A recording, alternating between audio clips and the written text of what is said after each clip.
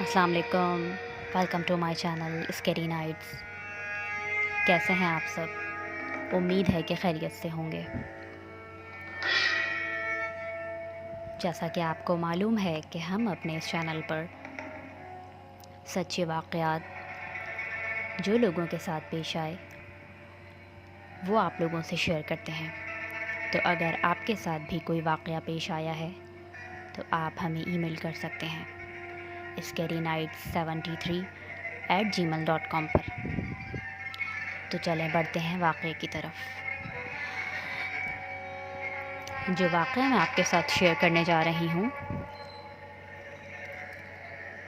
وہ میرے اپنے ساتھ پیش آیا۔ ہوا کچھ یوں کہ میری فیملی کا اور میرے کزنس کا ناردرن ایریاز جانے کا پروگرام بنا۔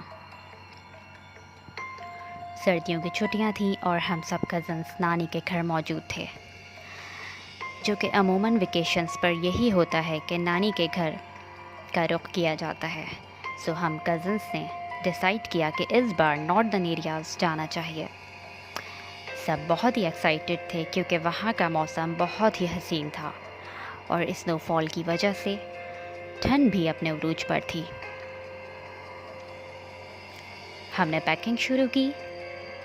خیر 2 دن بعد ہمارا سفر شروع ہوا اور ہم لاہور پہنچے۔ وہاں 1 دن کا اسٹے اور پھر ایبٹ آباد کے لیے روانہ ہو گئے۔ بائی روڈ ایبٹ آباد کی طرف نکلے۔ سفر بہت ہی خوبصورت تھا، ہم سب ہی بہت انجوائے کر رہے تھے۔ جیسے ہی ایبٹ آباد پہنچے ویکیشنز کی وجہ سے اتنا رش ملا کہ ہمیں ہوٹل سرچنگ میں بہت ٹائم لگا۔ خیر ہمیں ڈرائیور نے بتایا کہ ایک ہوٹل ہے مگر وہ آبادی سے کافی دور ہے۔ سو ہم ایگری ہو گئے کہ ہمارے پاس کوئی اور آپشن نہیں تھا۔ مزید 1 گھنٹے کی ڈرائیو کے بعد ہم ہوٹل پہنچے۔ ہوٹل کی عمارت دیکھ کر لگ رہا تھا کہ بہت ہی پرانی کنسٹرکشن ہے۔ خیر ہم بہت تھک گئے تھے، جاتے ہی رومز مل گئے اور ہم نے جلدی سے کھانا منگوایا۔ بتایا یہ گیا تھا کہ یہاں 10 بجے کے بعد ساری ہی شاپس بند ہو جایا کرتی تھیں، تو ہم نے جلدی کھانا منگوایا اور ہم کھانا کھا کے اپنے اپنے رومز میں چلے گئے۔ میری بہنیں اور کچھ بچے وغیرہ ایک ساتھ روم میں تھے۔ ان لوگوں کو نیند آ رہی تھی اور ہم سب کزنس کا جاگنے کا موڈ تھا، تو ہم اپنے روم میں گئے اور ہم نے ایک مووی لگا لی۔ مووی دیکھتے دیکھتے ہم باتیں بھی کر رہے تھے۔ جب مووی ختم ہوئی تو میری ایک کزن ہے ایمان، اسے بھوک لگنا شروع ہو گئی۔ جب اس نے کہا کہ بھوک لگ رہی ہے تو باقی بھی سب لوگوں نے کہا کہ ہاں ہمیں بھی بھوک لگی ہے، تو چلو نیچے چلتے ہیں، ہوٹل ایکسپلور کرتے ہیں، دیکھتے ہیں کہ کوئی نہ کوئی شاپ یا کوئی ٹک شاپ مل جائے گی تو ہم کوئی چائے بسکٹس وغیرہ کچھ کھا لیں گے۔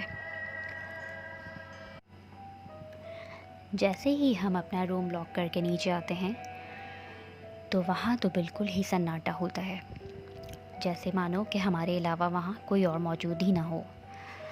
پورا ہوٹل بالکل ہی خالی سا موجود ہوتا ہے۔ ہم ریسیپشن پہ جاتے ہیں کہ معلوم ہوتا کہ ہمیں کوئی انفارمیشن مل جائے کسی شاپ وغیرہ کے حوالے سے۔ جب ہم دیکھتے ہیں تو وہاں پہ ایک خاتون موجود ہوتی ہیں۔ ہم سوچتے ہیں کہ یہ ہوٹل تو آبادی سے کافی دور ہے، یہاں اس ٹائم خاتون وہ بھی نائٹ ڈیوٹی میں۔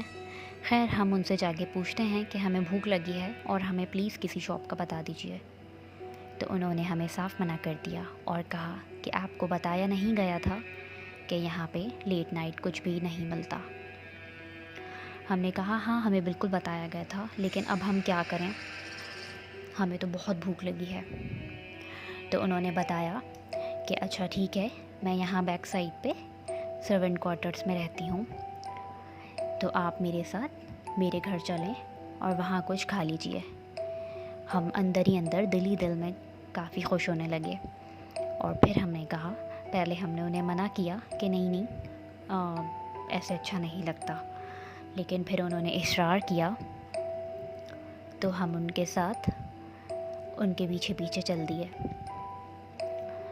انہوں نے گیٹ کھولا جو کہ لاک تھا، اور ہمیں بیک سائڈ ایریا سے کافی ایک ویران ٹائپ جگہ تھی جہاں پہ ان کا ایک چھوٹا سا 1-1.5 کمرے کا سرونٹ کوارٹر تھا۔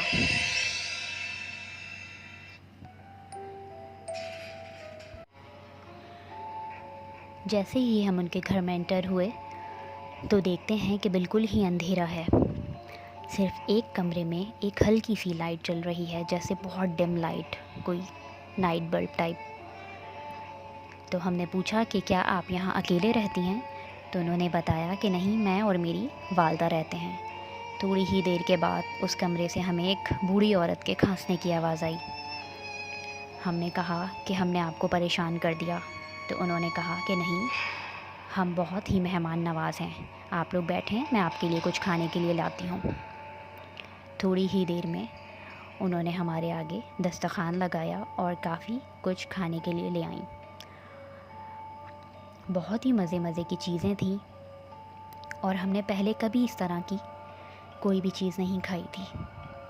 خیر، ہم نے کھانا کھایا اور ہم نے ان کا بہت شکریہ کیا، اور ہم نے ان سے خدا حافظ کہا اور ان سے معذرت بھی کی کہ آپ ڈیوٹی ٹائمنگز میں ہمارے لیے پریشان ہوئی ہیں۔ جیسے ہی ہم وہاں سے نکلے، انہوں نے کہا کہ آپ جائیے، میں تھوڑی دیر بعد آؤں گی۔ تو ہم کیا دیکھتے ہیں کہ وہاں گیٹ لاک ہے، اور سامنے ہی ریسیپشن پہ ایک آدمی بیٹھا ہے۔ ہم نے گیٹ بجایا، کافی دیر تک ناک کیا، تو وہ آدمی تعجب سے ہمیں دیکھنے لگا۔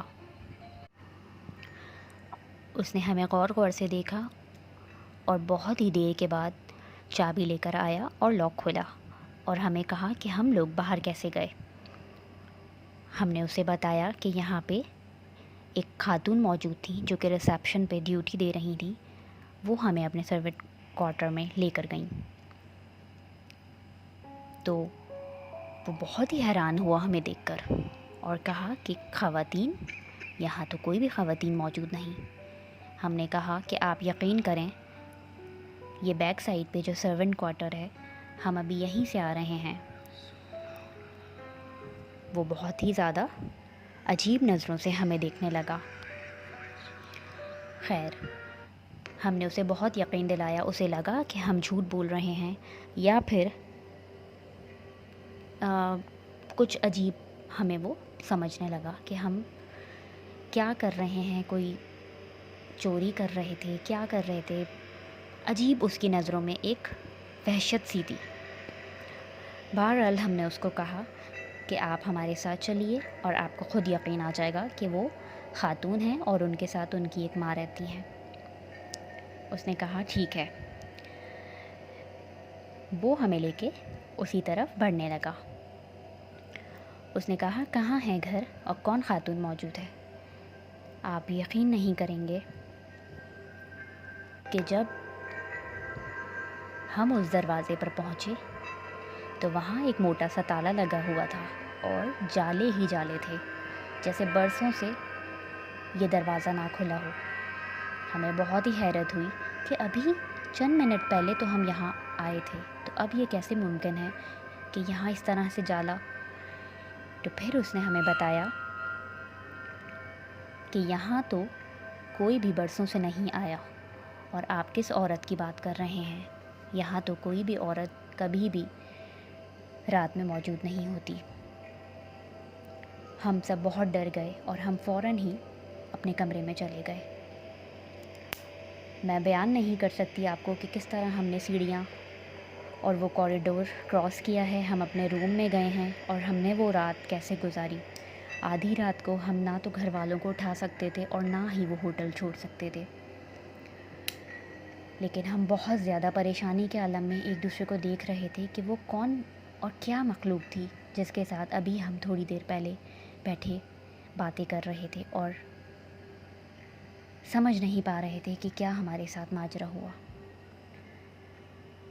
جب آج بھی میں اس واقعے کو یاد کرتی ہوں تو میرے رونگٹے کھڑے ہو جاتے ہیں اور میرے سمجھ نہیں آتا کہ کیا ہوا تھا ہمارے ساتھ۔ میں آپ سب سے بھی گزارش کروں گی کہ آپ بھی جب بھی اس طرح کے کسی بھی ایریا میں جائیں تو اپنا بہت خیال رکھیے اور اپنے ساتھ دعاؤں کا حصار رکھیے. آیت الکرسی پڑھ کے جائیے اور جو دعائیں آپ کو یاد ہیں ان کا ورد رکھیے. اپنا بہت خیال رکھیے گا. اگر آپ کو میری ویڈیو پسند آئی ہے تو لائک اور میرے چینل کو سبسکرائب ضرور کیجیے گا. ملتے ہیں اگلی ویڈیو میں. شکریہ.